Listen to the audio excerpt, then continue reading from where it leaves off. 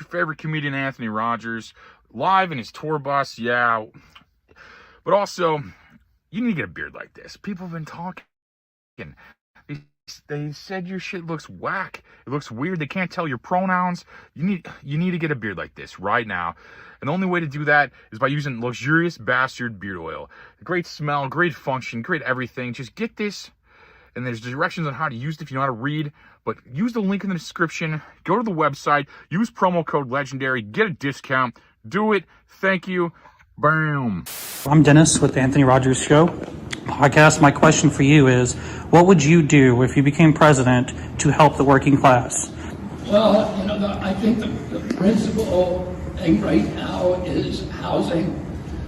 The price of housing is going up, and it's beyond the reach of most American families. Along with oil and gas and food. Inflation is hurting everybody. And inflation is more complex. I can't say that I'm going to stop inflation overnight. What I can say is that I'm going to stop the long-term cause of inflation. I'm going to unravel the war machine. I'm going to reduce dramatically healthcare costs by ending the chronic disease.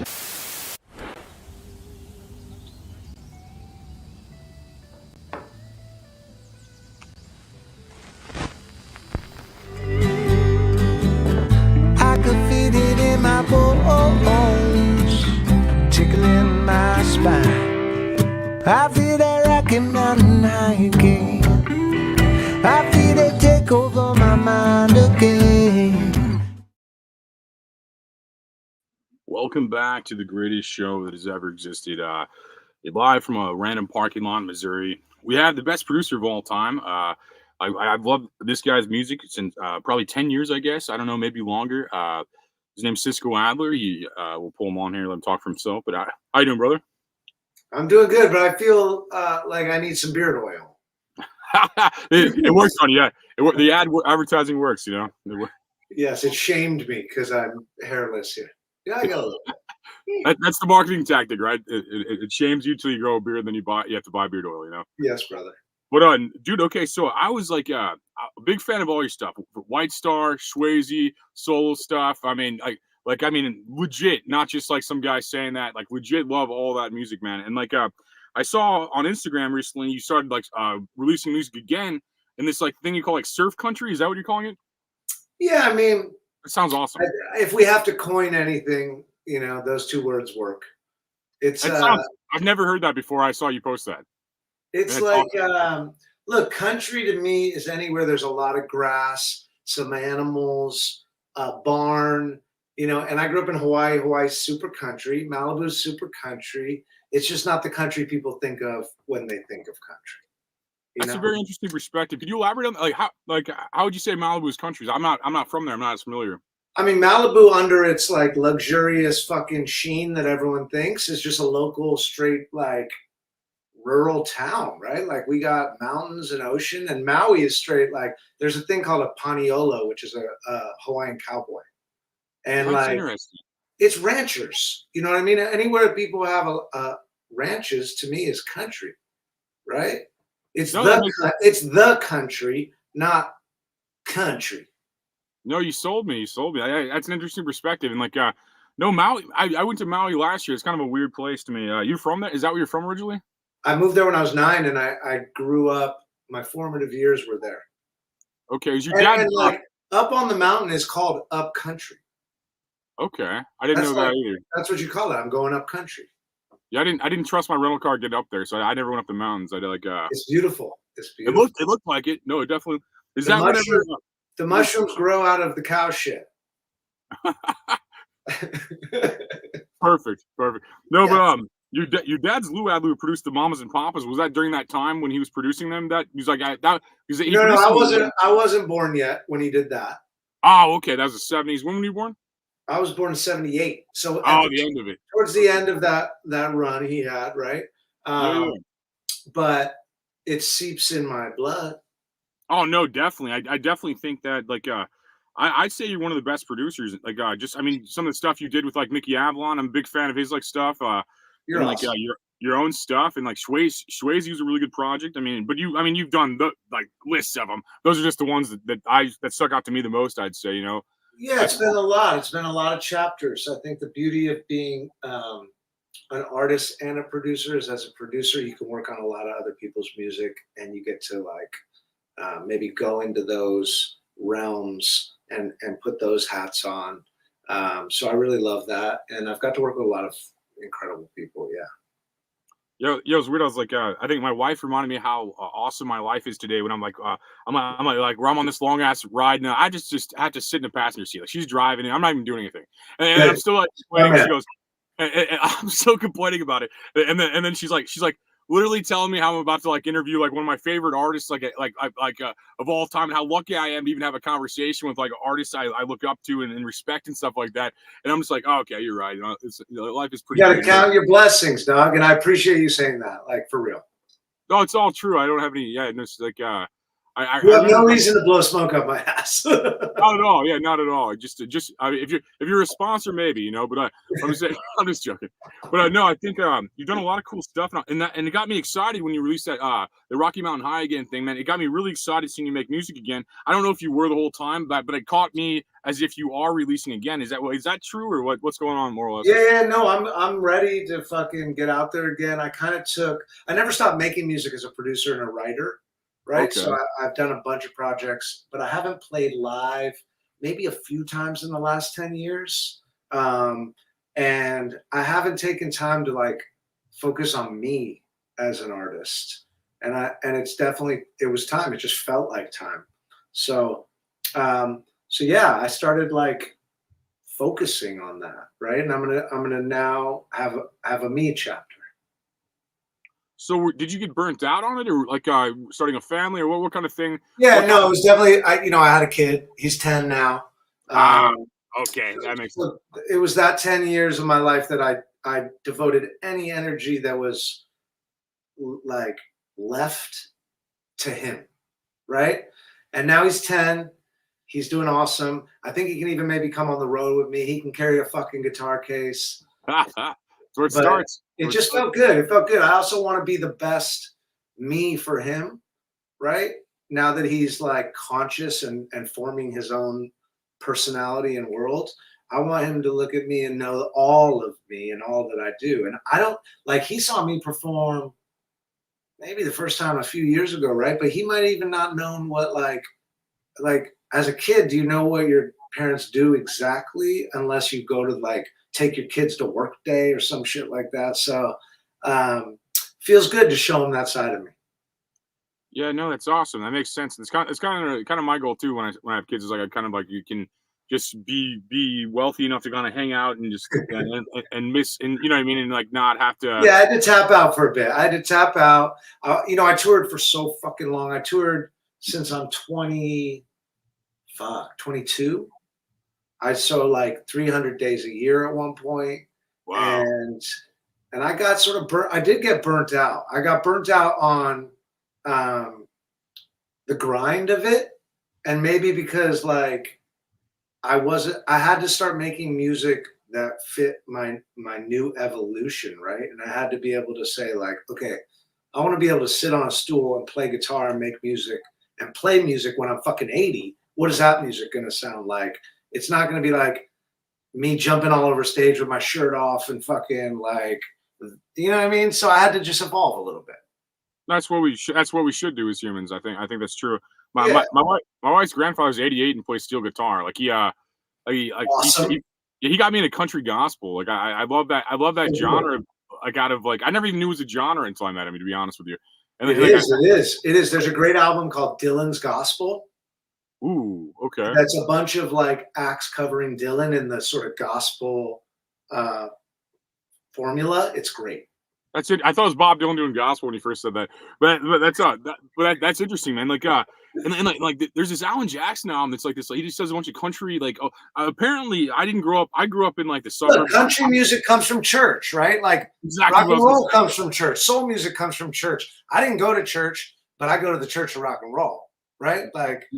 You know? Yeah. My wife's from a small town. I grew up in the suburbs, so I was like, and I never even knew anything about this. So and I got so burnt out with like rock and stuff because like rock was like this, like, I mean, you can only listen to 90s rock so much before you're just like, what else is there? You know, it's like, and like, that's kind of how I feel about music and art and stuff. And then like, he got me into that, and I went down this long kind of like, I'm just like sold on that thing. And then to see you make like a kind of country, I mean, it's not like, when I say country, I don't want to classify it as that. It's not like twingy and like poppy. It's not BS, you know. It's like, no, but look, California country to me is like the Eagles, Neil Young when he lived in Topanga, and that like, makes more sense. there's a whole chapter of that sort of rootsy rock and roll that leans on the country sort of songbook, I think. But dude, I got steel all over the album, bro. Steel is a magical instrument. Love it. Absolutely love it. Yes. He got me into all that stuff. And it's cool. It's like you just sound like yourself still. Like you mean like you like it's just like you like put it in another genre technically, but you always sound like yourself. Like you mean like you're like an authentic dude. So it's always just like you know what's funny? I wrote Rocky Mountain High again 15 years ago. Oh, I didn't know that. And I was digging through my hard drives, just sort of like getting inspiration, seeing like where I've been. And I remembered this tune that I wrote actually during the Shwayze sort of chapter, but it didn't fit my chapter then, right? So I couldn't do that. So some songs just sit in the hard drive and I had to go through it. So that verse vocal is actually from 15 years ago. I went and re-sang the hooks, reproduced around it, but it was actually about, we got trapped in Colorado and we had to get Shway back for a court date or he was going to go to jail. And like, we were trapped. We had to brave the Veil Pass. So that whole song is about that. That's so. See, I took that song as like you're ready to write music again. It's almost like how I when I saw that I felt that vibe of like. Isn't that weird? Music transcends though. Like in fact, I think I wrote it 15 years ago for right now. And that's maybe it was for right when I decided to make music again. It was the perfect sort of like gospel for me to follow. It's almost what it felt like that you're just like that, like you just saying like kind of the words and the vibe and stuff just seemed like you're just like, oh, I'm gonna do this again, you know, like I'm gonna write a bunch of these hits and get these songs back out again, and like your work ethic along with your music, because I mean a lot of people only have one of them. They either have like I have strong work ethic, but I have no talent, so I'm a comedian. So like to where like you have the talent to write like really good songs and like this like modern California song like sound kind of thing, and then you seem to have the work ethic to do something with it. So you're not just like some guy on the street playing a ukulele perfect, you know. I see a lot of that. I see like the most talented artists I see are on sidewalks, you know what I mean, typically. But it's a good balance. That, man. I can't not write and make music every day. I can't. I'll wither up. Like if I was a flower, that'd be my soil, you know. That's crazy, man. So kind of cheesy, typical questions, but like, what kind of like acts got you into this? Like more so to like you like saw somebody on TV, like I'm gonna be that or whatever. Like, what kind of thing was that? Was like the moment you knew you'd be a musician forever? You know? So okay, let's go down the line. First of all, it was like strangely, it was like the Far Side and Tribe Called Quest and NWA and hip hop really was when I found music. But then, like you said about 90s rock, like it hit a ceiling for me where I needed to go find other shit. And I have a couple like sort of pivotal moments. One, my carpool when I was a kid, these two dudes, they just played Sabbath and fucking like heavy shit all the time. And it was I wouldn't even listen to that shit. I would only listen to hip hop. And then that sort of opened my mind. Black Crowes, Shake Your Money Maker, shit like that really like fucking blew my mind.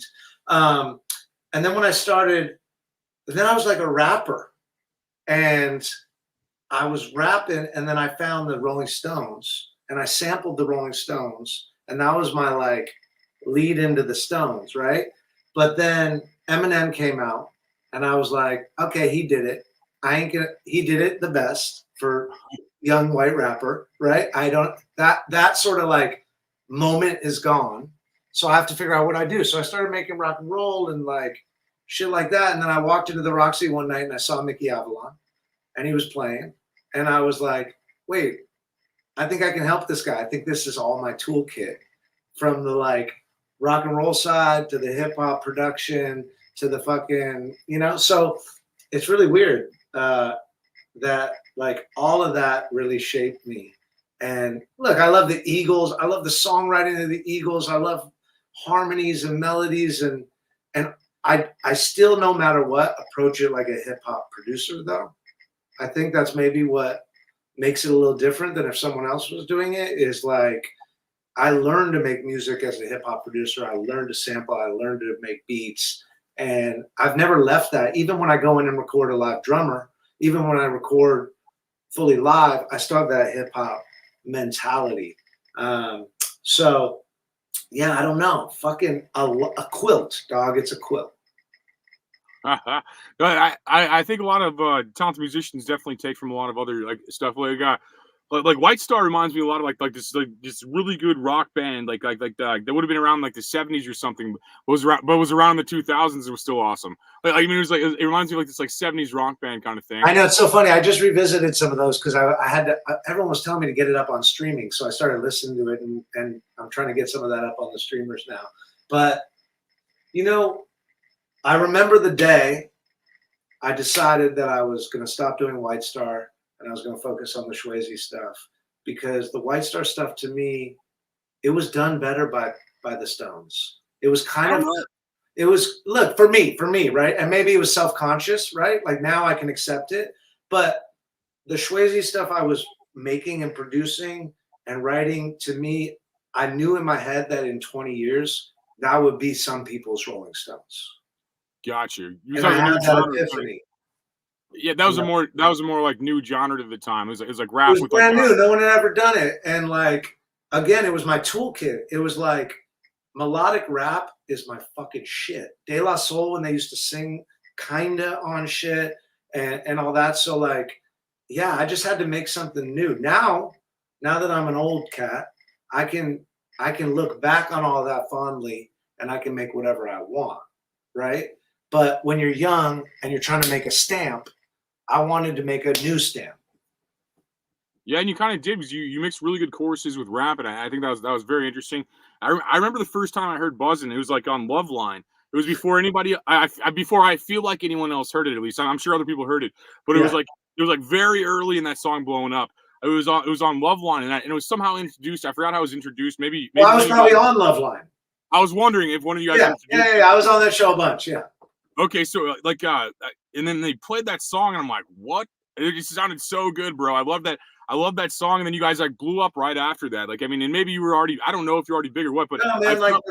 The thing about that song was, well, look, there were CDs back then, so we burnt CDs.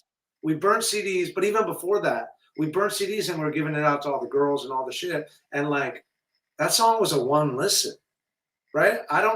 Now maybe I can try to dissect the magic, but at the time it was just what I wanted to hear, you know? You guys kind of captured like both your guys' like personality too, it seemed like too, in that like yeah, duo, black kid, white kid at the time. Like, you know, I had lived already a chapter. I'd toured with everyone from ZZ Top to fucking Kid Rock to fucking everyone.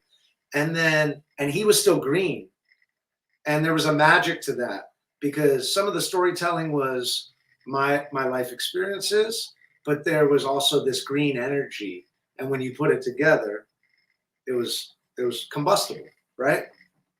Yeah, it was perfect, man. And I remember like reading the stories on that. Is that true? He like jumped on stage and started rapping to you? Is that how you guys met? He did. I mean, he was just a kid in the booth. He wasn't even like really making music. He was in like a little, like kind of a band that he rapped, I think.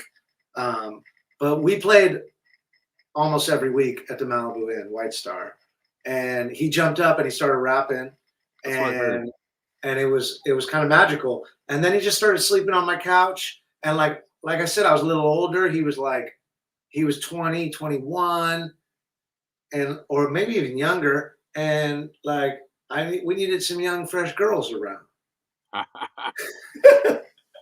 So it was like, okay, you can sleep on the couch. You can bring the girls over, and whenever I'm not working on Mickey or whatever, we'll start making songs, right? It was sort of like almost like a musical internship, I think.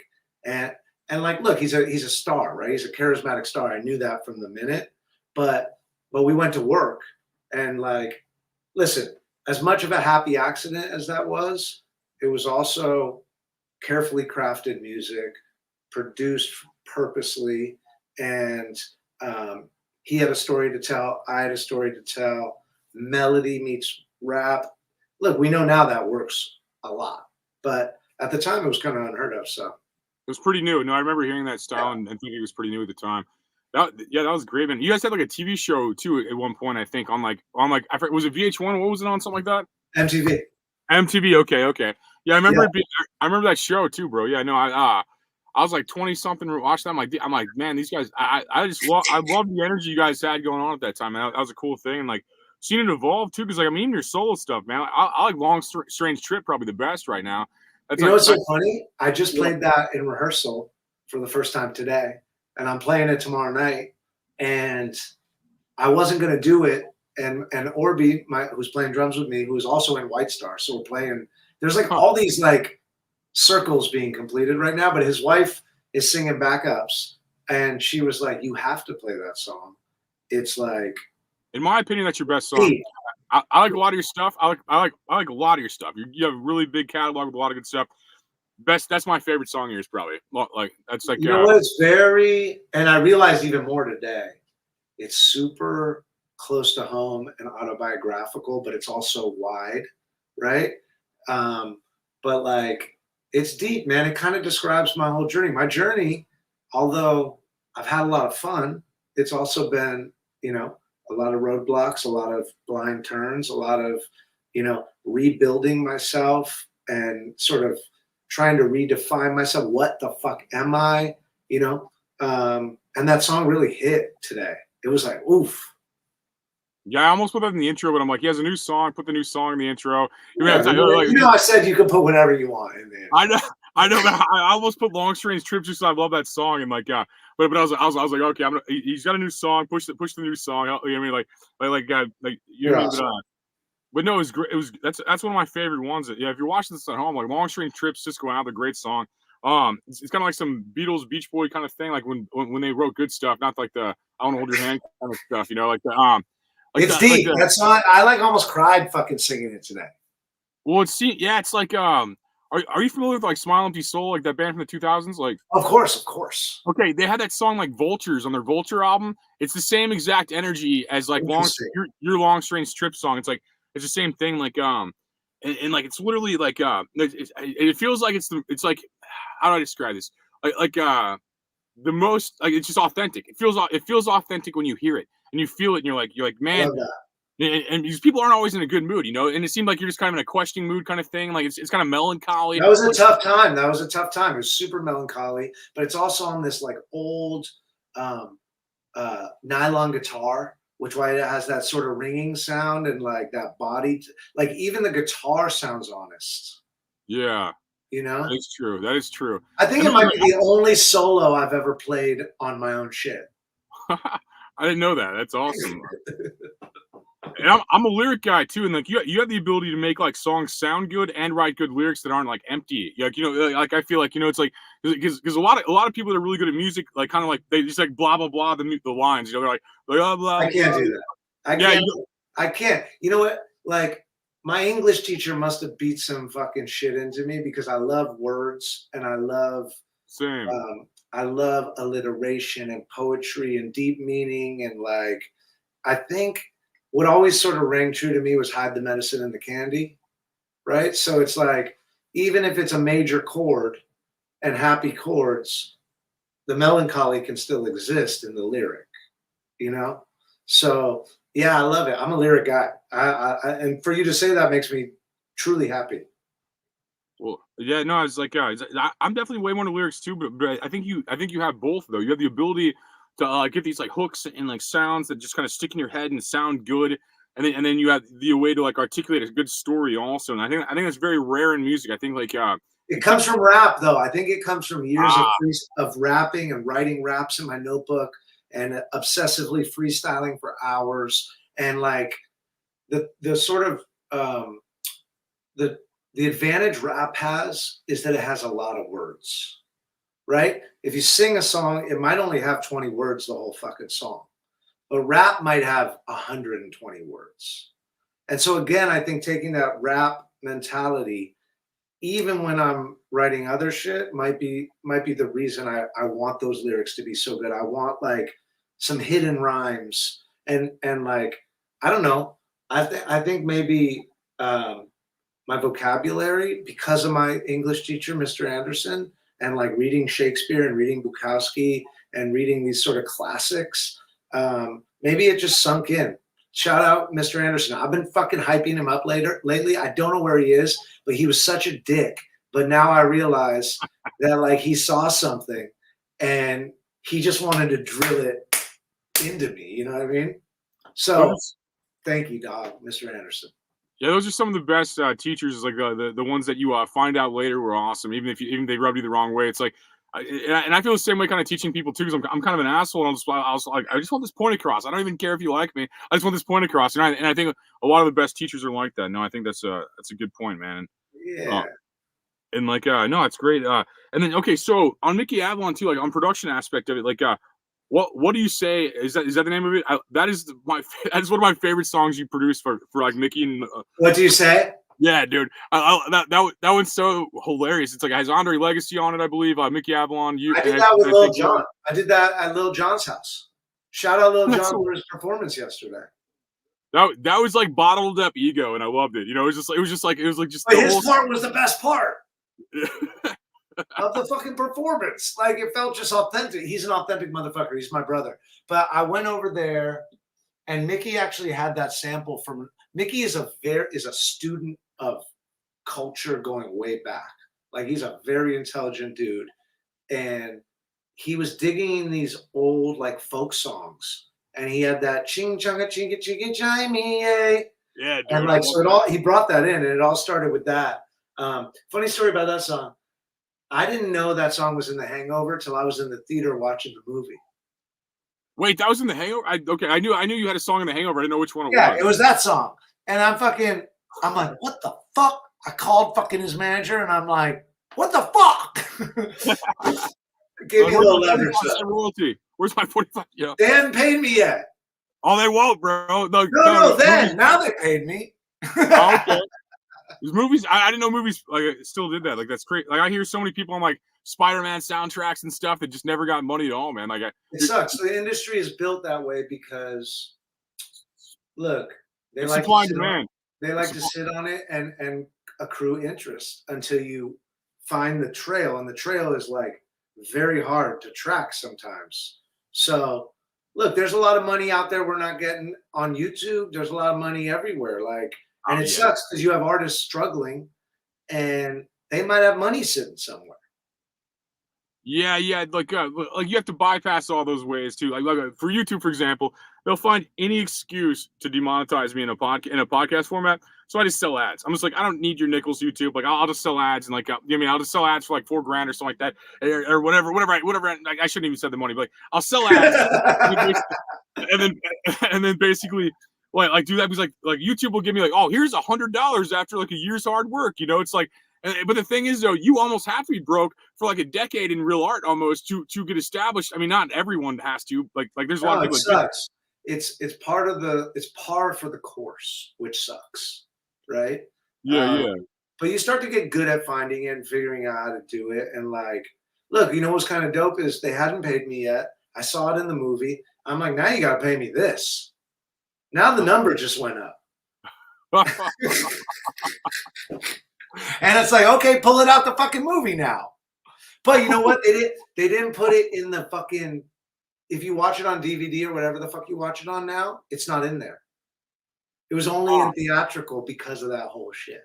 Oh man, that's crazy. That was such a big movie, man. Like I didn't catch that was in there. Like that's crazy. Like it was right when they woke up in the fucking room, and the room is all fucked up. Perfect time. Tiger in there, yeah.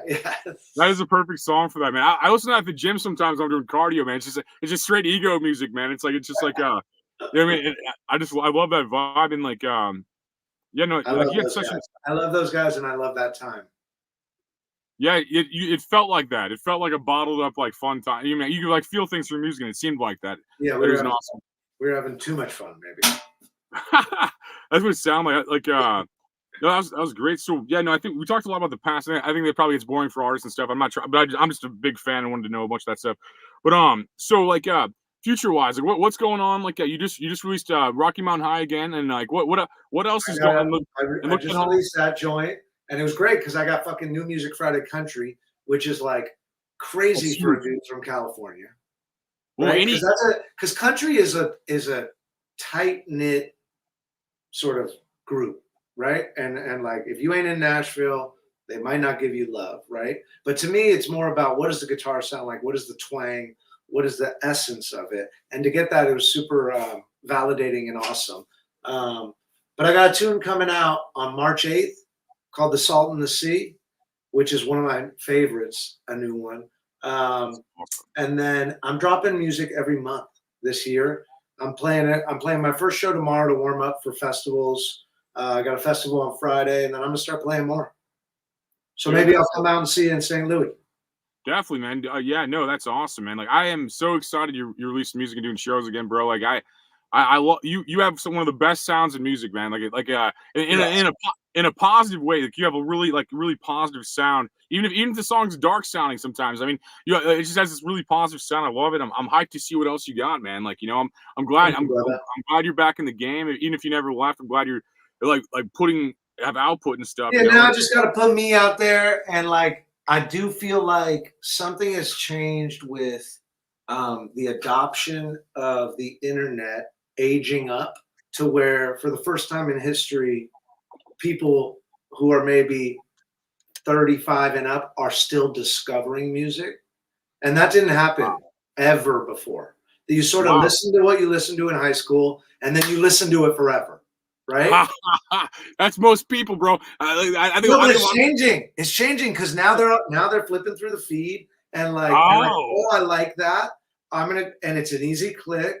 And now you have acts like Jelly Roll winning fucking awards, and you have Killer Mike winning awards, and like I think 5 or 6 of the top Grammys were artists who were over 35, and that's magical because as artists we got more to say. We got like maybe even more to say or realer shit to say than we ever said. You know. I agree, and like I think we're negotiating Jelly Roll on here. He's one of the biggest artists in the world right now, which is crazy. It's amazing.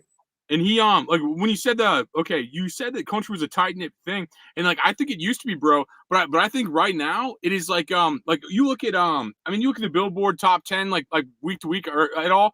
7 of the songs will be country right now, bro. We're going through this country is it, and it's because of hip hop infiltrating it and the 808s infiltrating it, the Morgan Wallens and stuff like that sort of like exposed it. And now for me, I think the next phase is it coming back around the coast and coastal country, surf country, California country, much like it probably was when, like I said, when the Eagles happened and when Topanga was sort of a nest for all this music that was made then. I think that's how I feel it happening. I feel the electricity. When I put out the shit, people got excited and like immediately because I was just as excited. And I was like, are they going to be excited? And they got excited. And it's like, and you've been following me. So like, you could have been like, yeah, fuck the new shit. Right. But that wasn't the case. Immediately I got hyped. No, immediately I got hyped, bro. I've been following you for like probably for years because of like I just your track record, bro. And then I saw you put new music out, and like I felt like a little kid. I was like so happy that awesome. I'm like this guy's writing music again. I'm like, what the fuck? I'm like, it was just a great feeling, man. Like so I'm validating what you're saying, like 100%. Like I'm on the consumer end of this, and 100% agree. It was so crazy. It feels good when people feel good about it, right? We can write music all day in a room and concoct a sort of narrative in our own head of what we think it is. But when you let the bird go and it flies and people like it, it really feels fucking good. Well, that's awesome, man. I'm glad you get something out of all the good music you wrote for us to listen to. So I'm glad you get something out of it. You know, it's like I was listening to it a little bit on the way back to my bus today too, because I just knew you were gonna be on. So I was jamming to a lot of that stuff, man. Like and that Rocky Mountain High like song's pretty cool. I feel like that's like you're like okay, I don't know how to describe it. It's like your first step back into music. You're like okay, I released this. And I'm like, so excited to see where else it goes. Like I'm so excited to see. You're gonna dig it. You're gonna dig it. I already know. Dude, yeah, I can't wait to see your, like the new catalog you create, brother. It's fucking on. Let me tell you, it's on.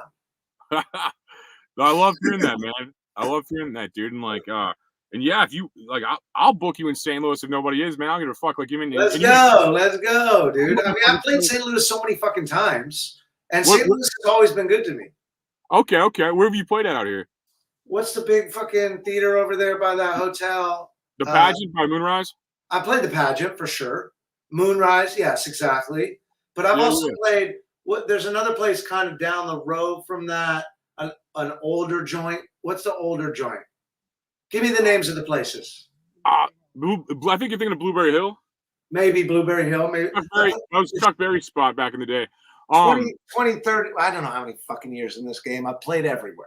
Oh, I know that. Yeah, I figured that. So, yeah, I'm surprised you could even name some in St. Louis after you played. Dude, I remember almost every fucking show. Wow, that's awesome. Like, I remember weird shit. Like, it's pretty funny. I don't remember a lot of shit, but I remember that. I remember maybe because those experiences were such like stepping stones on this journey that like I don't remember the parties. I don't remember this, but I remember the work. I remember pulling into the places. I remember what food I went to eat and like the grind. That's what I remember travel. I remember the restaurants. Yeah, oh, me too, dude. I go straight to them still when I go back.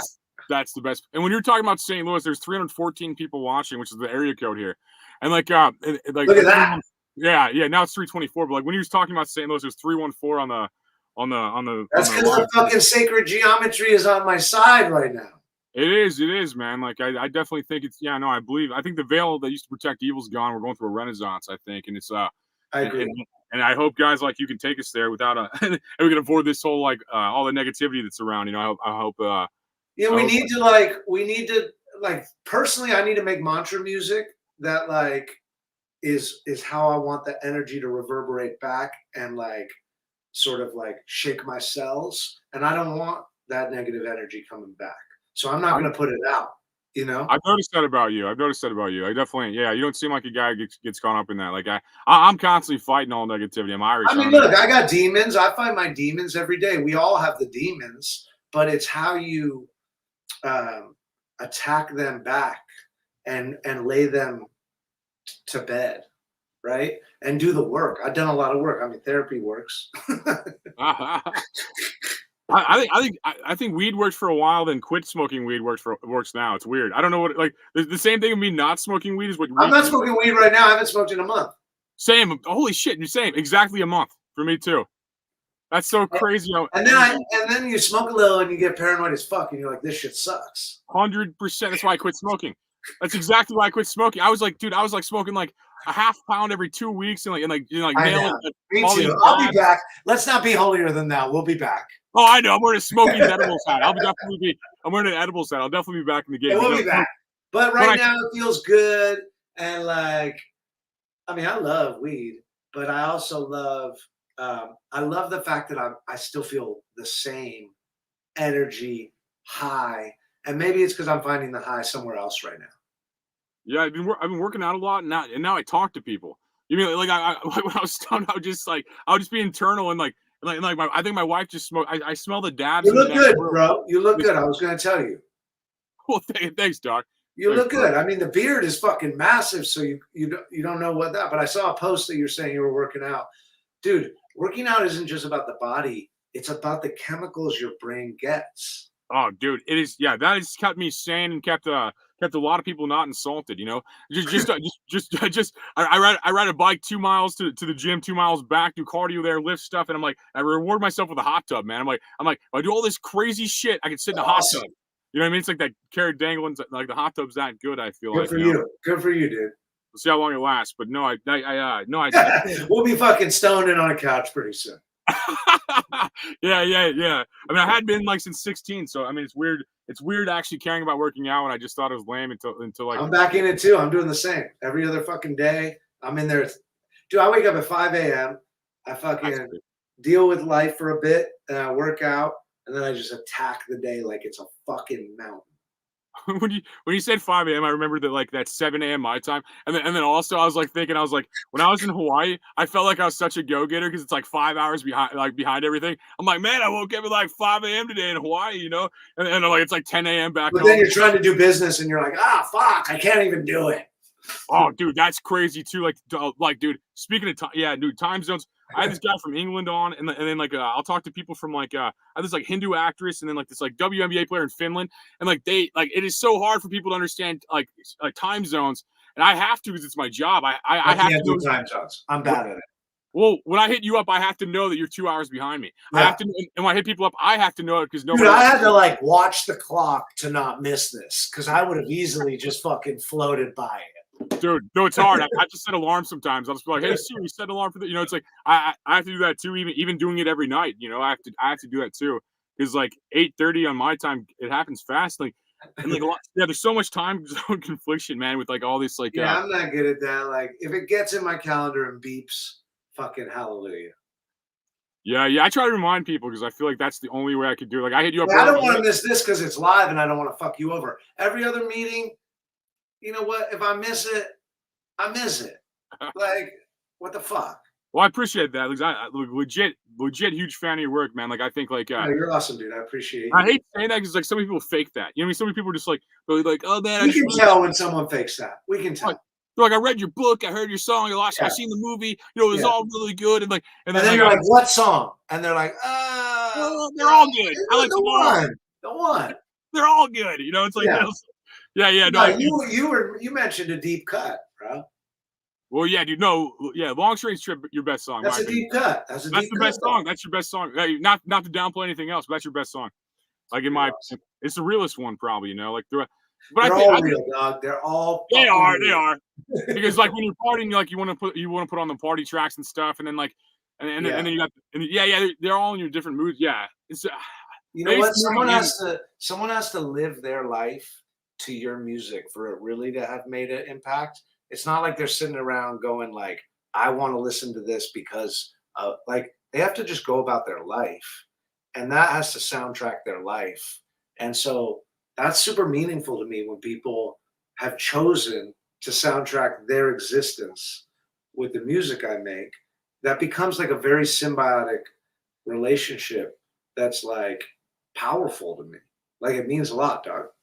Yeah, like that's all. I mean, even hearing good stuff like that to me as a consumer, I feel like, and like probably why I said it was the realest. Like I want to take that back. So you're right. I think I do stand corrected and think you're authentic and like most of the things you do in the mood you're in. But I'm just saying I want to retract things. I think that's just where I'm at right now, dealing with like a lot of stuff, and I think that's why that song and like Vultures by Swamp Empty Soul kind of stick out because I feel like you guys are in that mood I'm currently in right now and trying to fight. Yes, bro.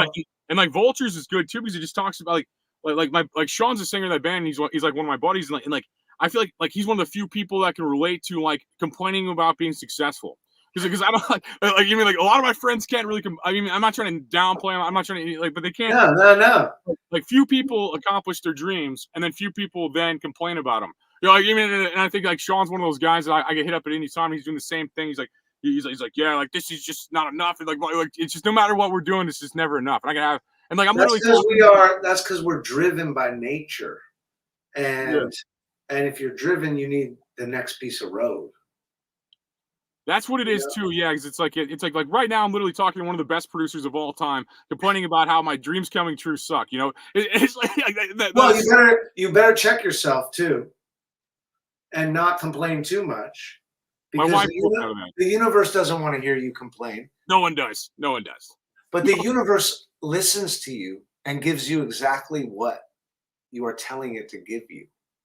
Yeah. And so that's why I try to like repeat mantras all day long. I try to shake off negative thoughts and be like, no, I'm going to fucking win right now. And I want the universe to hear me saying that and know that I mean it. So it gives me the wins. Because when I'm wallowing and I'm deep in the fucking hole, believe me, it gives me more holes or it gives me a shovel. Right. And like, you got to be careful what you say. Like when my kid says like, even me, like I'll be like, I'm an idiot. Like, don't say that. Yeah, I'll be saying that too. Yeah. Don't say that. Say you're amazing. Say I'm the fucking shit. Are you familiar with Abelhart? Like Abelhart's music? No. Oh, dude, he kind of does this thing where he uses frequencies and like affirmations in like rap form, and it's like not Well, as let's he's do it. dude. So I'll link you to some of his stuff. Yeah, no, it's so if you have an iPhone, Yeah, frequencies, right? We've been talking a lot about writing in 432 as opposed to 440, and like because 432 is the natural frequency of life. yeah. But And most music is written in 440. They want everybody kept low so they can control them. I mean, that's what they say, but like I Bob feel like- Marley's in 432. Yeah, I've been listening to a lot of Bob Marley. I used to not like Bob Marley, but I've been listening to a lot of it lately, man. You can't not like Bob Marley. I did for decades, bro. But like now it's like so good. Like I'll ride my Best bike. ever. It's the best ever. I think growing up on an island and having Bob Marley be around every corner is also a big part of my musical chemistry and makeup. Because like, come on, dude. Bob Marley's dude's been gone for a long time. It sounds now, no matter when you listen to it. Dude, it does. And like I like I'll put on Three Little Birds and just like put that on repeat. My favorite song of all time. Dude, it's so good. And like it just puts you in that zone. Just like I'll be like just dealing with like I don't know, like just like I'm not gonna just life. Dealing with life. Easy way to elaborate. Yes, without getting too personal. I was gonna catch you. I was gonna catch you in case you said something. You know what I mean? I appreciate my back on that, man. No, I'll play that song and repeat, man, and like you'll just be like singing along, like everything's gonna be all right. Like riding this bike, like this e-bike, like 20 miles an hour in this like 70-degree weather right we had last week, man. And it's just like it just changes your mind and just like it just makes you realize, you know, like it's mantra music. He made mantra music, like 100%. You know, definitely. And that was just such like that song is just I've been listening on repeat for about a week or so, man. And like yes. It's the best. It is. It's just like a great song, and I never appreciated it as a kid. I was always like, I did. It was my favorite song when I was like 8 years old. Wow. Okay, that's crazy. Yeah. I was into Elvis then, probably. I feel like that was that's like my awesome. It was yeah. I mean, I feel like it was like the birth of rock I found when I was young, you know. And then you get like older, and you're like, oh man, I love Kurt Cobain. And then you get like older, you're like, oh, like Jim Morrison. And then you get like older, and you're like, all those guys are idiots because they died young. You know, it's like, I mean, not to be rude, but like, you know what I mean? They, like Kurt Cobain seems like a teenager to me, you know. Like when I look back, I'm like almost 40, and I look at him, and he's like wiping his hands with pizza on like napkins, and like, oh, I married a stripper. I'm like, yeah, that's like a child's dream. I mean, it's just like I don't know, and not to downplay him, great music and stuff. No, I mean, brilliant. But I think brilliant music. You seem to be doing a lot of internal work right now, and when you do a lot right now, when you do internal work, you start to look at the different branches on the tree, the ones that flower, not the ones that fall. Yeah. Well, when I was a kid, I was way more into the, you know, that the tragic aspect. I'm like, I'm gonna die young, and now I'm like 37. I'm like, well, I missed that window, you know. I'm like, I want to go to 120, dude. That's how I am now. Yeah, no. Yeah. Now that I'm like married and like happy and like all these things are happening yes. for me, you're like, man, I'm glad I didn't die at 27 like an idiot. Yeah, you know? Dude. No, I would too. When my wife met me, like, I don't know what the fuck she saw in me, but she must have saw now. Yeah, our wives probably made us into civilized human beings. If you're like, let's give them the praise. Like, yeah, no, they deserve it, man. Because like I was a different kind of comedian, man. I was like a very mean kind of person, like, you know, and like and just like I changed it, you know, I changed it all. Like I remember that I was like I had this like thing where I just loved pissing people off. It just made me laugh. Like, and I still do to a degree, you know, it's still funny, but it's like, that's all I did, just push negativity in the world. And then you fall in love. And guess what you got back? Yeah. You're right though. Yeah. I felt all of that all the time because of that. You're right. Me too. I love the tragic romantic fucking aspect of, I love waking up hungover and leaving the fucking bed of some chick I didn't know. And like there was like this, you thought because that's what your heroes then did. And then you realize that ain't living. Yeah, it's like, it's low vibration, man. It's very. But it's easy to say in retrospect, and maybe we had to do it to get here, and like life is a journey, and blah blah blah. Yeah, you had to like, and I'm not trying to like offend anybody watching or something. Like you had to date a bunch of blonde girls who realize they're idiots, and then otherwise you're gonna be like 40, 50 daydreaming about these blonde girls. And then like you'll never know they're idiots. You know, I mean, you'll never know it wasn't worth it. You know, you'll never like you have to be. Like they're on their own journey too. And God bless them. And God bless them. It's just not right for me. You know, it's like Yeah, they're on their own fucking journey too. yeah, I just feel like when you're, I don't know, you feel like you're supposed to do all these things, like to be a man. You're supposed to like talk to like, oh, if I'm not talking to 3 girls, if I'm not driving this Ferrari, if I'm not doing this, and you start to get the things that the world tells you to have, and you realize how empty they are. And that's the real way of saying it, not I just agree. insulting strangers. You know, I feel agree. like yeah. I agree, man. And you have to have the things the world tell you, like to know that they're boring and not real. You know, That's why. That's the sort of catch-22 of it. And luckily, I've had them, and I think I know I'm happier and more fulfilled now that I've focused on the real things. And look, you'll know when you have a kid. Having a kid changes everything again. Like you relive life. You relive life. It's literally, that's what they don't tell you. You get another life to live and watch the new experiences happen, and they trigger your memories that you might have never remembered. And even the bad stuff, you go like, damn, that was traumatic. Like I was wounded then. And I'm not good, and I'm going to make sure that his journey is that much better than mine in those sort of places where I was falling short. it's so interesting to hear you say that because like you're like a public figure. So like I remember like you talking about back in the day about like filling like Cristal bottles with like cheap wine and stuff like that, and then now you're talking about fatherhood and then like you know what I mean. So I feel like I've just seen you grow a lot just by you being a public figure and being in the public eye, and I think that's like really profound. Yeah. Look, it's those stories are still funny, but They are funny, but you've grown, and I love seeing that. Yeah, I love man. seeing like the wisdom and like the you know. dude, I coach basketball now, bro. We're in the championship on Friday. Love And basketball. look, I've played for fucking 100,000 people, but coaching basketball is like the highest fucking high. And like watching my kid fucking blossom in those ways is like way better than any of those other stories you told that might have sounded fucking great at the time or whatever. Like you think that, like you said, you think that's where you're supposed to live. And really, I almost wish I started living like this earlier. Yeah, that's the Right? No, I But agree. now we got a whole nother chapter. We got the whole nother chapter, and we get to do it a little differently. And I get to wake up in the morning. I still like to have a drink every now and then, but I'm not going to drink 40 shots of tequila. Yeah, I did Like- the other night. But I rarely do. You know, it's like I like Well, if I drink, I'm going to go to town for real. Like that's how. Yeah. I also had I tried my own kind of tequila. You know, so I was trying to sample it a lot. You know, So are you but making a tequila? no, but I'm trying to brand it and market it. You know, I'm trying to find my own kind of. I'm working on a couple of things I probably shouldn't talk about on this thing, but yeah, no, I'm working on like that and like a hot sauce and a couple of things. I'll Okay, put good. But Send me a bottle of both when they're done. What if you Yeah. make? Well, you should make tequila with hot sauce in it. Well, that's interesting. We should collab on that, man. We should definitely collab. Like, and I was looking at all these. No, this is like another weird thing of like growing up too. It's like I used to like, and this is a weird story to probably tell you in the 300 people watching this, but like I used to play like action figures when I was a kid, man. Like these like wrestling action figures, and then now I'm like talking to a company that makes wrestling action figures about making my own action figure. Of course, And you are. I'm just like, what? I mean, like, just like it's coming full circle, man. It's like Of everything, course. everything I ever dreamed is happening, and I think that's amazing. I'm happy for you. And the I'm reason I very bring that up, happy for you.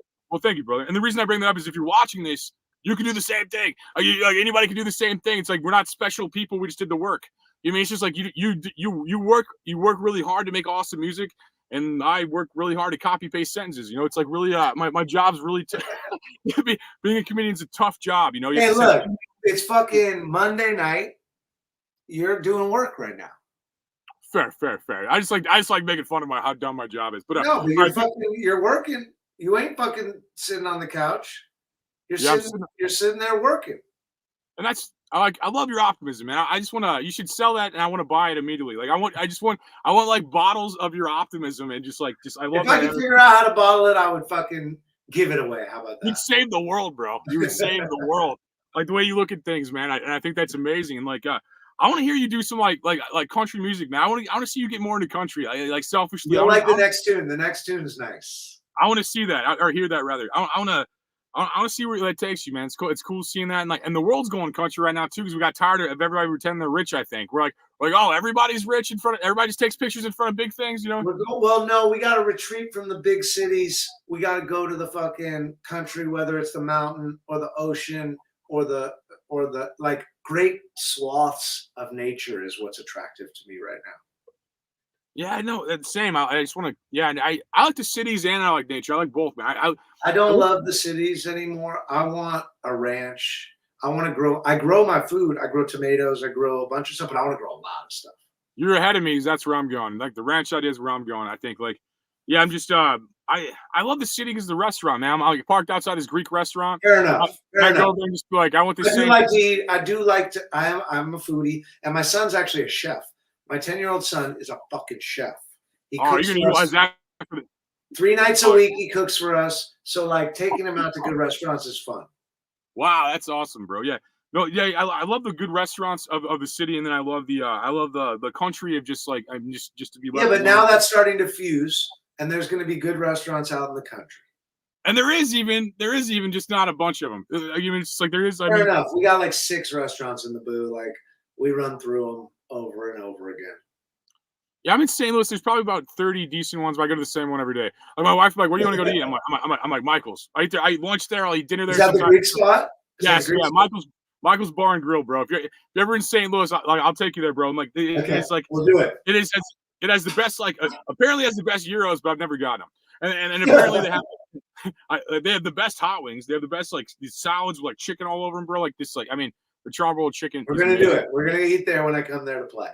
Yeah, I will. Yeah, I'll show you that place, and I literally eat there probably every day, sometimes twice a day. You know, like I love it. But in the country, my house has wheels though, bro. So I can just move to the country and be in the woods forever. Smart man. Yeah, I could be in and I'm trying to. No, I like what you're saying with like the ranch idea. Like, I think that's where we're going. Like as people, I think people are figuring that out because when we're young, we have to have food security. Why the fuck are we buying tomatoes in the store when tomatoes are really fucking easy to grow? Yeah, dude. Yeah. That's my biggest problem with people. They're like, oh man, like groceries are expensive. I'm like, they grow in the ground. You know, like I have too many tomatoes. Yeah, and they just keep coming. They just keep on coming. But now we're making, now I want to grow everything. That's the future, man. Because like our food supply is poisoned, and like it is. Dude. I mean, just we're getting rid of plastic in my house. Like literally, we are going no plastic. I need to be doing that. That's smart. That's smart. I still do that sometimes. Like I'll drink out of plastic bottles like a fool. No more, dude. Yeah, I shouldn't, but no. We just especially I got a kid now. I got to look at him and be like, fuck, I got to get him. Like we grew up in the 80s where I did, and like that was the birth of all this plastic bullshit. Yeah. My mom was born in like 66, so she she believes everything that's on TV, and like anybody that wears a white doctor's coat. I mean, like there's like, oh yeah, like I dressed up like a doctor, so like here you want to buy some pills? You know, it's like I mean, we're all victim to that. We're all victim to that. I know that. Like I'm just making fun of my mom, but no, I know that. But yeah, my wife, however, believes no one, and so I trust her. Yeah, I just think everyone's full of shit too. I do think that, like mostly like. I mean, come on. Not everyone though. You know what I mean? I can connect with authentic people. And I think as an artist, you're authentic. I don't know you that well, but you seem like it. At least you don't seem like a bullshitter, really. Well, this is our second time, so we know each other a little more. Fair. But I'm saying like, you know what I mean? So you never know yourself or anybody. I'm just like, and I'm not knocking you. I'm just saying like, I just never. You seem authentic, yes, but a lot of people don't. Is what I'm trying to say. Like they'll tell me things I read already, like and pretend it's their thoughts and personality. I could basically just like hear what somebody says and pinpoint where they got that fake. When's your birthday? 86. June 29th. June 29th. Okay. So are you on the other side of Gemini? I'm a Cancer, I believe. You're a Cancer. Not society, but also. Okay. Yeah, but I'm a Virgo, and that's in my Virgo nature to just really not trust the bullshit. Yeah, I could see through it most of the time, but also, it's like I could see it through most of the time. Like, yeah. No, it's weird. Yeah, I can tell I'm being lied to. I don't know what's happening. I can tell I'm being lied to. Me too. I couldn't here and there, but Well, fair. Yeah, no, we're not always right. And like, well, in order to play in front of 100,000 people, like you're saying, you have to have some level of psychology. I agree. You can't just like be a performer at your level. Music is, dude. To be a producer is psychology. To get in and produce an artist and try to wrap your head around what they're doing and why they're doing it and what they need to do is 100% psychology. That's what I'm saying to be successful in it. You know, I think like in order to like to get where you were at and have been and will continue to go, I think you definitely need to understand people, man. Because we gotta use this. We gotta use this and this. Yeah, and like less of this. The older I get, the less of that. But like and like and I think with like with comedy, I like doing both. Like I know what people don't want to hear and what they want to hear. Like, I mean, I feel like comedians are 100% social psychologists. It's just it's like it's social engineering. It's all it is. It's basically who's your favorite comedian now? Right now, probably Bill Hicks, man. That's like outright. That's outright now because we're in a comedy renaissance. Yeah, but these guys are all self-promote. I don't know. It's like I like the Carlin Bill Hicks kind of thing, but there's no one really like that, man. There's no like. No, but look here. I think you don't like Shane Gillis. I think he looks like he has Down syndrome and is a cop. But he knows that. Well, good. He's self-aware. He's just self-aware. No, he's loud and drunk, man. It's not hard to be loud and drunk, you know. But it's like and like no offense to him, God bless. I'm not trying to. I don't want to shit on people. So I'm gonna pause. Carlin's the greatest. Carlin's the greatest. Bill Hicks is one of the greatest. But you gotta don't hate on the renaissance happening right now, dude. Because it's gonna feed you. I need to pause and like not just like hey, I'm shit on people, you know. It's just not. And maybe comedy's hard for me to appreciate people because it's my field. Also, I'm competitive. I got you. So it's like whenever, like, if I was in music, I'd probably be like, man, like, well, okay, Theo Vaughn's probably the funniest guy ever. Like, just the sentences he says, like, he just says the. He's amazing. He's brilliant. Everything he says is funny, and I think most. And he's going through an awakening right now. He's fucking definitely going through a sort of inner awakening, and like, I just think it's a renaissance, dude, because the comedians were scared to say anything for a while. Oh yeah, dude. No, they tried to. No, they try to cancel you every 5 minutes. But that's like, over. It's over. I think it is too, bro. I think it is too. Yeah. And I think that just made me big. Like for example, like I would make fun of people and stuff, and then they'd be like, they would cancel me. But the only time I've ever been like canceled was when I was like broke and didn't even have a job. Like you're like canceled. I'm like, from what? I'm not even employed. It was just like, what do you like? It was just like. I know he went through a little of that too, but you know what? Just be you, dog. Well, yeah, you can't back down. That's the thing. It's like, no, but respect people and stuff, and that's why, I shouldn't be making fun of other comedians and stuff. But no, it's just like it's just my natural response is like always just like I'm either like fuck that dude or that dude's cool. You know, it's like this weird gray black. Yeah, but that's your like compass point where it goes naturally. So sometimes you have to be like, nah. Yeah, because like my opinion is like the story sounds too Fed like you mean like canceled from SNL, it's just what everybody wants to hear, and then he's like pushed into Rogan and all this stuff. It just sounds like he's like a Fed, you know. And like, that's amazing, but you know what? His special's hilarious. And fair, and art is the only thing that matters. Like at the end of the day, it doesn't make me laugh. And that's his job, and that's what matters. Yeah, does it make me laugh? Because I need to laugh. I just get like annoyed when I feel like society's being infiltrated. It's all CIA theater, you know. It's like all the truly. There's a lot of that. There's a lot of that. That's my thing, but ultimately I don't know that, and that's just my opinion. And like it doesn't but also, truth is stranger than fiction, and we're in the idiocracy. So what do you expect? Yeah. And I don't think Dave Chappelle's the funniest comedian in the world. I don't think we should talk about him like that, you know. But I actually think he is one of, but he's going more Carlin now. I just think he's like he's just telling stories now. He's not really telling jokes. Yeah, but like he's allowed to, whereas like most people weren't and aren't. You mean like if you saw the guys that were canceled and deleted from Facebook and Instagram and all that stuff like that, you saw the guys that were deleted their way. But he was brave enough to say, "Fuck you, I ain't canceled." Maybe you're right, but it's like I don't know.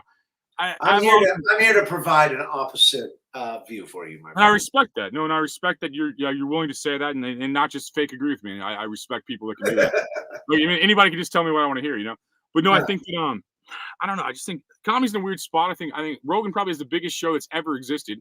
Like just throughout time, because how distribution on the internet. Like look what he's given to comedy. Come on. No, and I respect that. That's what I'm saying. Like he's a guy right now I respect. Yeah, he's putting the shine on all those guys. And he very well is. Yeah, no, that's very true. That's very true. And like, I know, and like those new shows like Kill Tony and stuff are bringing a lot of new guys out. Tony's fucking hilarious. Yeah, they're bringing out a lot of cool stuff. Like, I see that. I'm just like, yeah, it's just like, it's like if you were like, if you're like a football player, and like for example, like the Chiefs just won the Super Bowl, so I'll say the Chiefs right now. But like, so if you're a football team, you're just like, you're like, fuck these other teams. You know what I mean? Like that's how I view it. And I don't mean to, but I just do sometimes. Yeah, but talking about CIA script, look at that one. Oh, it's fake. I know that. But it benefited my state, so I'm with it. You know, Yeah, exactly. No, I mean, the CIA actually admitted that Taylor Swift was an agent to get rid of disinformation, and then they deleted the videos like afterwards, after everybody caught on to it, and then like lied about it in all the papers. And then that Kelsey guy's pushing Pfizer, dog. You know what I mean? He's like, get a Pfizer shot, poor people. You know, I'm like, holy shit, dude. You know what I mean? It's like, and like I see through. You know what? Though, I was a fucking idiot at the beginning of that too. Like, I think the world preys on fear. That's why I would rather choose the other side of it and just and feed off of love. It's MK Ultra level marketing. They keep you in a low vibration of fear to where words are more susceptible. If you hear the same things 3 times, like when you're scared and stuff like that, you're back into a corner. You're more susceptible to believe it. Everyone's a victim, honestly. They're not stupid. They're victims. And like, but I'm also like, touring made me a germaphobe. Like, like meet and greets and people sweaty and getting me sick, and like I was so ready for germophobia fucking to go mainstream. Dude, yeah, all the drunk people just put their arm around you like, hey man, I really like what you did in 5th grade. And I love them, but it made me seriously like retreat and be like, I just don't want to get sick. If they were in the same situation, they would understand it. I know. I hope so. No, I think so. I think like people don't understand what it's like to be on your side, and vice versa. You know, I think that it's like one of those things. Like, but no, I think the world's going to a good spot. I think if we don't go to a mall, we're gonna be all right. I'm gonna keep an optimist fucking mindset, and we're gonna be all right. Yes, these kids are an evolutionary jump. Oh wow, yeah, they definitely are. I got a lot of nieces and nephews, and they're helping me fix stuff, bro. Like they're different. And so my nephew's helping me put one my of them is gonna figure some shit out. Yeah, they gotta save the world for us, man. Yeah. It's like because all we did was party, so they have to save the world for us now. I think. it's like oh sorry, I just got trapped. I got a question. Does the beard stuff make your beard grow? Or does it just make it shine? Okay, my sponsor's gonna hate me saying this, but I'm gonna be honest with you. I use it for smell. I think it smells great. That's it's like a beard cologne. He'll tell you it does all these things but I don't remember any of that stuff because I just use it for the smell. I use it because it's a very good like half my body's a beard at this point, so it's like a very good cologne, and then it makes it like soft and shiny and stuff like that. Okay, so it's a softener, a shine. It's not gonna make me be able to grow a beard by the time I'm fucking. See, I don't know that. Like I said, he knows way more of that information, and he'll tell me 28 things. Okay, tell him to hit me up. I may want to be a fucking spokesperson and try to grow a beard. This is all that grows. I'll do a 30-day challenge with that. Let's do a 30 day. Look at this. It grows in a perfect goatee, but that's it. Yeah, it's like that's how the top of my head looks. Why I wear a hat. I'm still chilling. Jealous. I'm jealous, dog. I'm jealous. I'm still chilling. I got the skullet, man. I'm looking more like Hulk Hogan every day, dude. Like, yeah, I'm getting that skullet. No, you turned upside down. I'm turned upside down.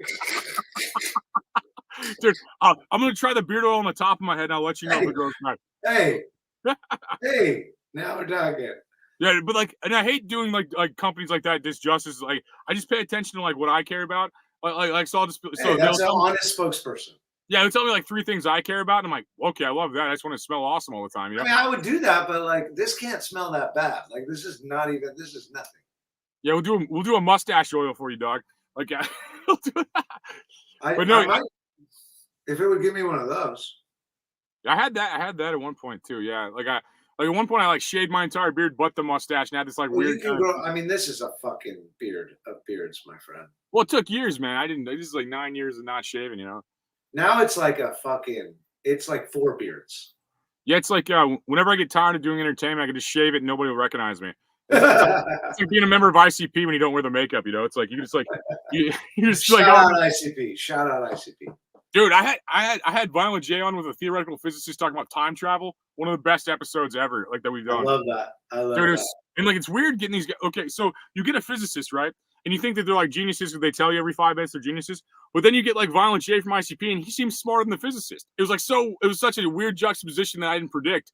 That like a self-made man is usually more intelligent than like a guy that just went to college and tells you he's smart. Read a lot of books. Yeah, because they hide behind the word physics, and like it's like if I just said math all the time and people thought I was smart, I'm like, oh, math, dude. What about math, dude? You know, it's like this weird like hypnotism with words, like with what's like a word association. Because who wrote the books? Yeah, and like most people don't understand physics, so you just saying physics sounds intelligent. You know what I mean? I'm like, man, we got this theoretical physicist, which really just means he guesses about physics. You know what I mean? Yeah. He guesses about the shit we don't know as a fact yet. Yeah, and I was super disappointed by meeting these guys. I'm a theoretical physicist. No, I am, bro.